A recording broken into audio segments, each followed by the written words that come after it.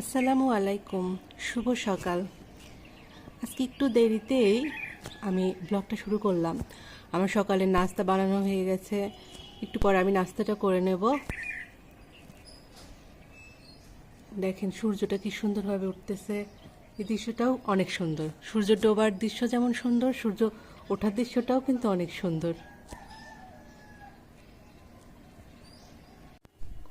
আজ সারাদিন আমার এত কাজ আমি কিভাবে এগুলো করবো আমি বুঝতে পারছি না। মানে কোনটা থেকে আমি কোনটা করব। এখন এই যে থালা বাসনগুলো মাইজে নেব, তারপর মুরগি নিয়ে আসলে মুরগিগুলো কাটবো, তারপর রান্না করব, মশলাও করতে হবে, একটু আদা বাটা ফুরাই গেছে সেটা করতে হবে। আমি কোন দিকে সামলাবো আমি বুঝতে পারছি না। উফ, আমি মানে কি করব দেখি আস্তে আস্তে সব মানে করে নিই।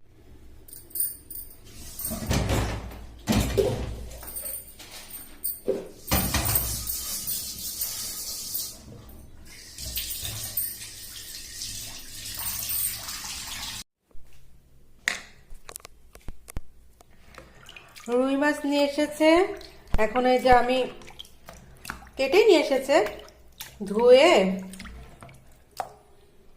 মুরগিগুলো কাটে নিতে হবে। মুরগিটা কইরে আবার হলো রান্না করতে হবে দুপুরেও। আল্লাহ, আমি কি করব। তারপর আজকে ফ্রাইডে।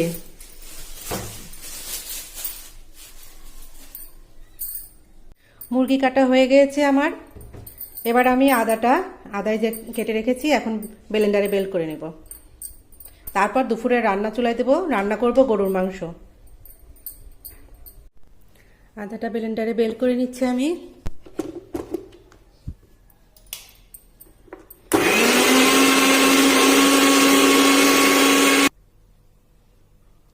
হয়ে গেছে। আজকে আমি গরুর মাংসটা সরাসরি কুকারে বসিয়ে দিয়েছি, কারণ এর আগে এই মাংসটা আমি যেদিন রান্না করেছি সেদিন রান্না হতে অনেক সময় লেগেছিল। আমি পাতিলে দিয়ে পরে আবার কুকারে দিয়েছিলাম, এই জন্য আজকে আমি সরাসরি কুকারে বসাই দিচ্ছি।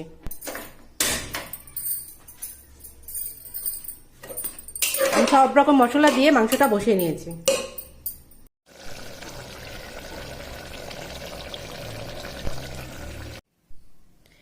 সকালে নাস্তা করেছি, নাস্তার পর এখন আবার একটু ক্ষুধা লাগছে। এই এখন কয়টা বাজে, এখন 12:30 বাজে। তো একটু পাউরুটি টোস্ট করে নিলাম, পাউরুটি টোস্টটা খাবো আর 1 কাপ চা খাবো। রান্না করবো আজকে, তাই আমি পোলার চাউলটা বসিয়ে দিয়েছি চুলায়। আমি সাদা এলাচ, দারচিনি এবং তেজপাতা দিয়ে আস্তে আস্তে জাল দিচ্ছি।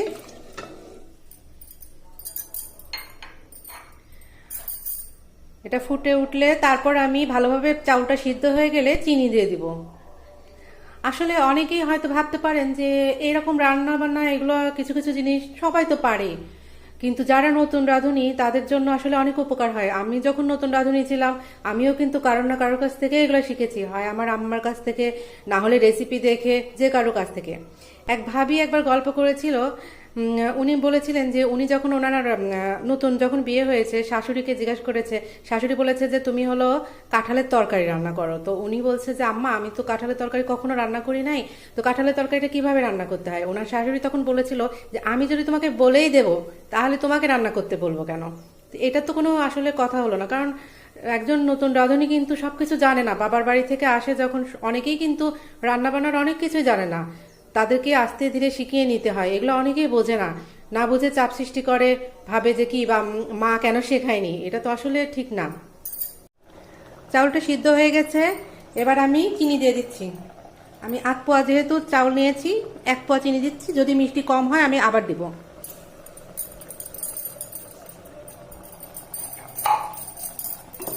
এবার ভালোভাবে নেড়ে দিতে হবে, আর সামান্য একটু লবণ দিয়ে দিব, একদম সামান্য।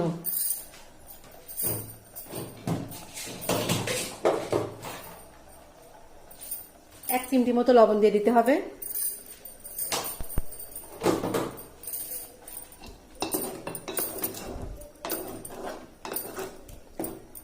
পাশের চুলাতে আমি দুধ জাল করে নিচ্ছি। আমি প্যাকেট দুধ নিয়েছি। চিনিটা কিন্তু গলে গিয়েছে, এই জন্য আমি দুধটা দিয়ে দিচ্ছি।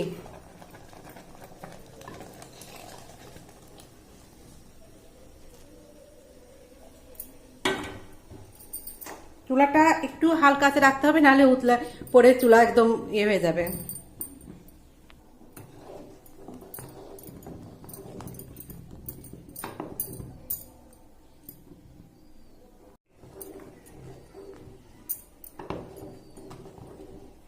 বেশ কিছুক্ষণ একটু জাল দিয়ে দিয়ে যখন দুটা হালকা হালকা ইয়ে কমে আসবে তখন চুলা বন্ধ করে দিতে হবে। এখন আমি একটু কিশমিশ দিয়ে দিব।